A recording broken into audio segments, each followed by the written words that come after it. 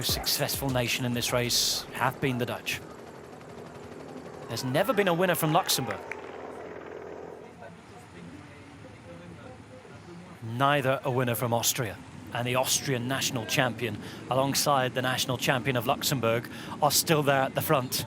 The winner is going to come from this group of 5. And there is the Flamme Rouge. Van der Poel looks around as they try to make him lead them into it. Benoot looks like he might be trying to wind things up soon. We know that in a sprint, he probably wouldn't be the favourite, but you never know after this distance. Here goes Benoot, here goes Benoot. Benoot is going to attack on the right-hand side. And who's going to react? Benoot with the first move. And it's Jungels who's trying to close the gap. So Benoot to go, and he's going to try and stick with it here. Jungels comes back, and that's it. First attack gone. And there's 200 metres straight away gone. 800 to go. Benoot on the left, Jungels there as well. That was Benoot's moment. There was enough of a challenge behind from Jungels. 500 metres remain now as they turn into the finish. Here we go. One more right turn to go. It's going to be Jungels to move them in. Van der Poel, remember, lit this up with a long, long way to go. Can he find it in a sprint and finish the job? Benoot on the right-hand side. Here goes Turgis. He's going to be the man to attack now with 350 metres to go. Turgis, after 4 hours of racing, behind him Van der Poel in the Netherlands champions jersey. And Van der Poel has the strength to come around. Look at Van der Poel go. Mathieu Van der Poel. That is something special.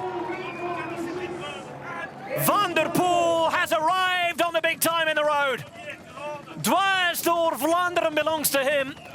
And look out, world on Sunday. It's the first time he's victorious on the World Tour. And Mathieu Van der Poel wins Dwars door Vlaanderen. Something even his great father couldn't do. Twice second. It's his son's first attempt. And he wins it. 23 seconds. They have enough time to play this out themselves. It's Van der Poel who's going to take it up. They can get rid of the cobbles here on the left-hand side. The fact that there's only 4 of them allows them to do it. So we're into the final kilometre now of the 2019, the 58th edition Brabantse Pijl. A look around on the right-hand side from Alaphilippe. Crowds left and right anticipate, they wait. Remember, the last 200 metres or so are flat. Wellens in a position where he can take off, but where's he going to go? Alaphilippe poised to follow him. It's Matthews from the front, though. Matthews accelerating from the front with Van der Poel. Left and right they go. Matthews again looking around. Team Sunweb could desperately do with a win. They haven't had too many of those this season. They've only just started to pick up wins thanks to him. And none of the explosive climbers have really hit Matthews where it hurts yet. Well, they're obviously not too afraid of taking him on in a sprint. Perhaps they've seen that he struggled. Perhaps they're all out of gas. Again, a look around. It's Van der Poel now at the front. Looks right at Matthews. Matthews look around but can't see anybody there. And the peloton behind are approaching. Björg Lambrecht is moving on. Oh, if they mess about too much, you never know. Enrico Gasparotto taking off on the left-hand side as well, and Bettiol's going to go after him. It's Lambrecht behind, and it's Van der Poel now at the front. Alaphilippe about to come round, maybe. Is he waiting? There's still enough room. They'll go left, and it's the 150-metre dart to the line where they are going to go. And it's Van der Poel at the front now. Van der Poel taking it up at the front after 4.5 hours of racing. Matthews in third behind, and Mathieu Van der Poel going. Mathieu Van der Poel staying, and Mathieu Van der Poel's going to do it. Wow! What a victory! We wondered if he had it against the very best on the hills, and there's the resounding answer. Mathieu Van der Poel wins the Brabantse Pijl. And he beats some of the very biggest names in world cycling. 21 seconds now, and Kwiatkowski is off in search of something that might even become something even bigger. He went looking for the podium, but if there's too many games up the front, you never know what might happen. It's been such an entertaining day at the AMSTEL Gold, and Van der Poel and company are back. Oh, wow! This is amazing stuff. 22 seconds, 1,300 metres. If they continue to ride cat and mouse, they're going to get the information from the car. Now Volksanger's thinking, do you know what? I don't want to throw this race away. They're now doing this almost walking pace here, Rob. And he's lost his position now. Look at them nervous times. This is great stuff. Playing proper poker with each other, and meanwhile the gap continues to plummet. They're approaching the Flamme Rouge, and Michał Kwiatkowski, winner 4 years ago, riding for Team Sky, the Polish national champion, is approaching them, and he could be about to put himself forward as a candidate for a second victory. We've had quite an incredible day at AMSTEL Gold. There's the final turn. It's tail crosswind for the final K now, and it's Alaphilippe at the front. And they're about to be joined by a whole new group, and Van der Poel and company might do it yet. What an exceptional day. Here comes Kwiatkowski. Left-hand side hits the front, and he's right back in the game. How did they let them do this? Alaphilippe behind, Kwiatkowski at the front, and Volksanger in third place. 600 metres to go, but we've got a group of other riders still ready to go. Kwiatkowski is now towing Alaphilippe to the finish. 400 metres. Van der Poel behind, Clark with him, Schachmann, Baldet, Madois. There's Lambrecht, Trentin, Demarchi and Mollema, but it's the front three we're occupying ourselves with at the moment. This still could be anybody's. We've had one breathless finish already today. We're going to have another now inside the final couple of 100 metres. It's Alaphilippe who takes up on the right-hand side. Look at Van der Poel going from behind though. Look at Van der Poel on the left-hand side. Mathieu Van der Poel's going to do it. Mathieu Van der Poel, this is incredible. I have never, ever seen anything like this in my life. Mathieu Van der Poel has done it. This place erupts, and Netherlands has a home winner. It's Roy of the Rover stuff for Mathieu Van der Poel. He was out of it. It was finished. It was done. It was never ever supposed to happen. But Mathieu Van der Poel makes it back, drives it on from a long way, and has pulled off one of the most incredible wins you are ever likely to see in the history of professional cycling. Mathieu Van der Poel is the first winner of the AMSTEL Gold Race from the Netherlands since 2001. Well, nice fast running, and then the sharp turn up Beast Banks. As you say, Shaw knows it, and well, that can be of great help, especially if you've got the legs, which he seems to have at the moment. 11 seconds, it's gradually coming down, and that lead out back in the peloton from Mitchelton Scott doing its job. Galopin just missing a turn now through the Flamme Rouge with 1 kilometre to go. They swing off the front. There can be no messing around now out of this leading group. James Shaw, Ben Hermans is cooked, I think, from this one. He drops to the back. Galopin has to make the effort. James Shaw, you saw him just venting his frustration over these two riders. They're going to leave the Brit now on the front, but as we said, this gap can just disappear. It's not huge. James Shaw on the front. Galopin, though, has got to do the work, or this group, the charge from behind, will just eat into that slender advantage of this one. They've got to keep racing all the way to the top of this climb. Galopin has a look back over the shoulder. It's a steep climb. Ben Hermans moves up onto the wheel of Tony Galopin. Shaw's done the right thing, just manoeuvring them through to the front, but they've got to make this effort as they swing right now. Maybe expect James Shaw to try and take a flyer from the back of this group if they start to look around. Galopin looks back. They cannot mess around here at all, or that group will be right on them. Galopin, Hermans and Shaw. The helicopter now just pans out, and here comes the chase behind. Turnison, Clark is there, Van Asperk, Trentin, Swift there. Here comes Van der Poel. Mathieu Van der Poel, the gap is closed. Mathieu Van der Poel now makes his move. Can anyone answer the Corendon Circus rider? Mathieu Van der Poel sprinting clear. Mathieu Van der Poel is Trentin, shifts his hands up onto the brake levers. This is a perfect finish. Everything now, we expected him to make this move, and he's gonna deliver. Mathieu Van der Poel rides to the top of the climb here in Kendal. Van der Poel takes the this stage. Jasper de Boist in second. Clark takes third. Swift, Grøndal, Janssen, Van Asbrook are all up there. It looked like Vliegen that was well in position as well. Coming into that bottom of that climb there, Rob, they could not look around. They were totally cooked, and Van der Poel makes them pay. What an incredible ride, and look what that's taken out of him. Picked his moments, and well, it all fell into his lap, didn't it? And you can see the peloton, they cannot mess around at all. Kanga keeping the pressure on here. They're across the cattle grid, then they'll go. Thijs Benoot moving up. You can see Verlotte stood out. James Shaw's almost got to launch something here if he wants this one for Swift Carbon Pro Cycling. Chimolai getting brought through as well. This is Mathieu van der Poel is going to breathe a massive sigh of relief as they come back together. But Ben Swift now ups the pace on the front here for Team Ineos. He's going along on this one, but Malmö Grøndal Janssen wrestling to try and stay with him. But Ben Swift just opening up a tiny little gap, but Grøndal Janssen is there. But here comes Van der Poel. Mathieu van der Poel in that green jersey moves up, but Armin Grøndal Janssen is on the front. Matteo Trentin poised and ready. Van der Poel goes straight past. Grøndal Janssen, Trentin battling to stay with Van der Poel. Van der Poel sits down. Trentin, is he going to go? He's biding his time. The road just starts to level out as they kick round towards the top. The first and second place riders in the general classification. Van der Poel on the front. Trentin is right on the wheel this time. Remember, 10, 6 and 4 seconds. Van der Poel glances up towards the line. Trentin right on the wheel. Is he going to go?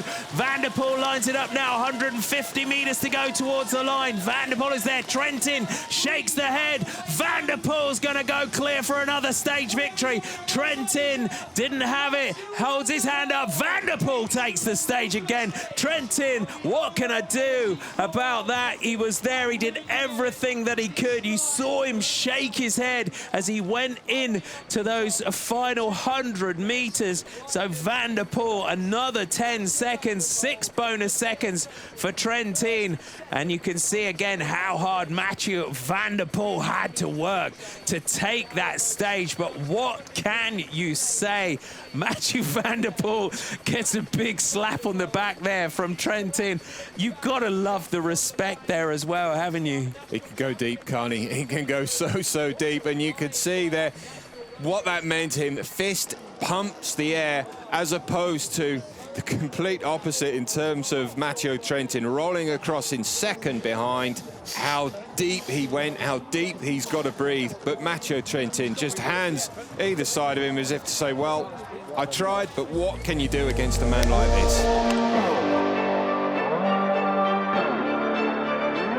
They start to move up now, and if you want to move up in this group, you've got to do it quick. And oh no, there's been an issue for one of the Mitchelton Scott riders. Mechanical issue, is that a puncture? Here we go, lining up 1 kilometer to go now. 1K to go through that corner. Van der Poel went tight to the right. He's on the wheel. The lead out now for Matteo Trentin. 2 riders in front of him. Jack Bauer on the front. Edmonton's trying to come up to help him. Thijs Benoot trying to bring Jasper de Boist through towards the front. Van der Poel, though, is right on the wheels of the lead out of Mitchelton Scott. Trentin is a few riders back from him. Matteo Trentin has got to find his way up here. Van der Poel's taking advantage of the Mitchelton Scott lead out. Case Ball in the red from Team Sunweb is going to try and take this one. Mathieu van der Poel's in a perfect position. Trentin is trying to find his way up. He's going to try and use the lead out now of Case Ball. They're lining up for the finish. Trentin is there. Van der Poel looks back just to see where his rival is. Case Ball now opens up his sprint. Sasha Modelo is there. Van der Poel locked and ready. Here we go. Case Ball. Mathieu van der Poel trying to come off the wheel. Trentin is there. It's Case Ball and Van der Poel. Trentin's trying to find his way through. They throw the bikes to the line. Mathieu van der Poel feels like he's got it. He sits up and celebrates. Mathieu van der Poel, the overall winner, threw the bike at the line. They were bumping and punching with Case Ball, but what a sprint. Incredible. It almost went down. The elbows come together with Sunweb. Case Ball, incredible. They stayed upright and all the way to the line. He had to get himself past. What a finish. Trentin comes through. His team as well did everything that they could do.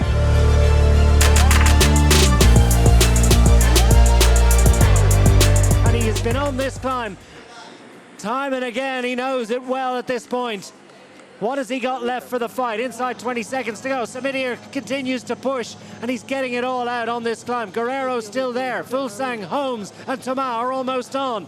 Down to 17 seconds. Someone is waiting to fire here. Tusvet, and out of the main peloton behind, we're seeing the attacks among the general classification contenders. Let's keep an eye on what's happening behind. Is it Omen, or could it be Jai Hindley? Matthews indeed. Michael Matthews, who can charge up this hill perhaps better than anyone else. Fabro, and it's Mathieu van der Poel behind, down to 11 seconds back. Still 800 meters to go. Surely it's less than that. Are they going to break his hearts? Guerrero now has distanced the rest. Guerrero gets an advantage over Mathieu van der Poel. Visconti, Samitier about to be overhauled by Matt Holmes, who looks the strongest of the rest. Fulsang tries to get there. This is going to be a cliffhanger down to 9 seconds for Fabro. He needs this gradient to ease ever so slightly. Looks over the wrong shoulder. He misses out on seeing that Guerrero is almost on terms. 7 seconds to the good, and that's surely, can it be enough?